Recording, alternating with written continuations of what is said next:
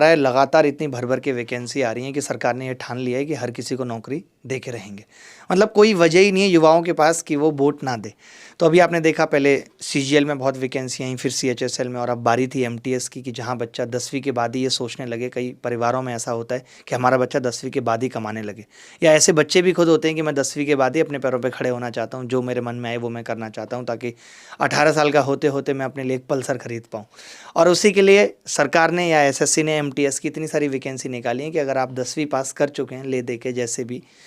तो आप एमटीएस का फॉर्म भर के एक सरकारी नौकरी ले सकते हैं। एमटीएस का मतलब आप सब जानते हैं, मल्टी टैलेंटेड सर्विस, जहाँ पे आपके अंदर सारे टैलेंट किसी भी प्रकार के हैं वो सब यूज होंगे जब आप सर्विस में आ जाएंगे।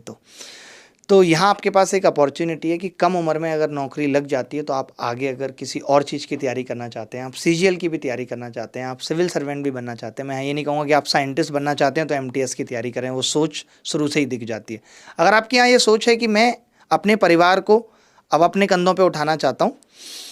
ताकि मुझे भी जब दुनिया से जाऊँ तो 10 लोग कंधे पे उठाने वाले मिले, थोड़ी मेरी हंसी निकल गई, कोई बात नहीं। तो एमटीएस अभी नोटिफिकेशन आया है, और एमटीएस का लेवल आपने पहले से भी देखा है कि गणित में कितना ज़बरदस्त है, वो कितने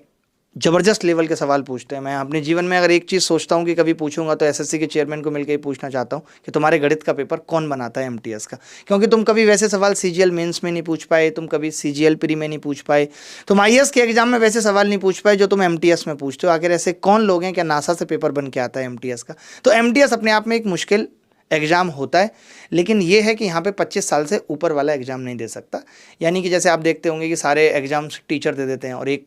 सीट वो भी ले जाते हैं, वो यहाँ पे ऑप्शन नहीं है, क्योंकि 25 साल से कम उम्र वाला ही बंदा इस एग्ज़ाम को दे सकता है। 25 भी होना नहीं चाहिए, 25 ही है ना, मेरे हिसाब से 20 होनी चाहिए थी, क्योंकि 10वीं अगर आपने पास की है तो 20 साल 18 साल बहुत है,